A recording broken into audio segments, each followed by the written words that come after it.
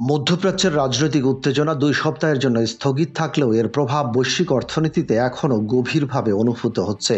এই পরিস্থিতিকে কাজে লাগিয়ে ইরান ও চীন নতুন এক কৌশল প্রয়োগ করেছে, যা সরাসরি মার্কিন ডলারের আধিপত্যের উপর চ্যালেঞ্জ ছুড়েছে। ইরান দীর্ঘদিন ধরে অভিযোগ করে আসছে যে যুক্তরাষ্ট্র ডলারের মাধ্যমে অন্য দেশের উপর রাজনৈতিক ও অর্থনৈতিক চাপ প্রয়োগ করছে। বিশ্বের জ্বালানি বাণিজ্যের প্রায় ৮০% ডলারে সম্পন্ন হওয়ায় যুক্তরাষ্ট্র কার্যত একটি আর্থিক রাজনৈতিক অস্ত্র হাতে ধরে রেখেছে।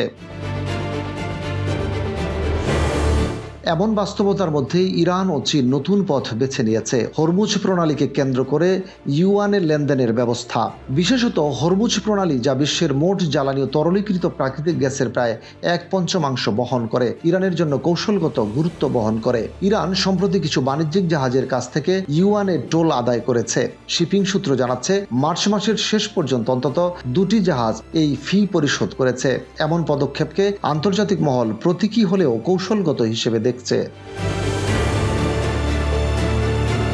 চীন এই উদ্যোগকে স্বাগত জানাচ্ছে। ইরানের তেল ক্রেতার মধ্যে চীন সবার শীর্ষে অবস্থান করছে। প্রায় ৮০% তেল চীনের মাধ্যমে ইউয়ানের লেনদেনের মাধ্যমে বিক্রি হয়। বিপরীতে চীনের শিল্পপণ্য, ইলেকট্রনিক্স ও যন্ত্রপাতি ইরানে প্রবাহিত হচ্ছে। দুই দেশের ২৫ বছরের কৌশলগত অংশীদারিত্ব এই প্রক্রিয়াকে আরও দৃঢ় করেছে। তবে ইউয়ান এখনও ডলারের সঙ্গে তুলনীয় বৈশ্বিক প্রভাব পায়নি। চীনের কঠোর মূলধন নিয়ন্ত্রণ ব্যবস্থা এবং আর্থিক স্বচ্ছতার সীমাবদ্ধতা আন্তর্জাতিক বিনিয়োগকারী ও বাণিজ্যিক প্রতিষ্ঠানগুলোর জন্য প্রতিকূলতা তৈরি করছে।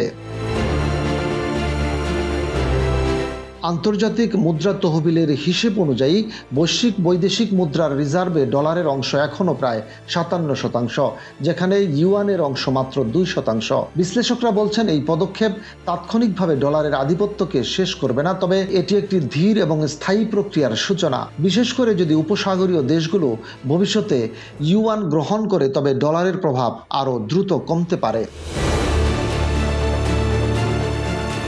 সংক্ষেপে, হরমুজ প্রণালীতে ইউয়ানের ব্যবহার এখনও সীমিত, কিন্তু তা আন্তর্জাতিক আর্থিক ব্যবস্থায় নতুন প্রভাব বিস্তার করার প্রতীক।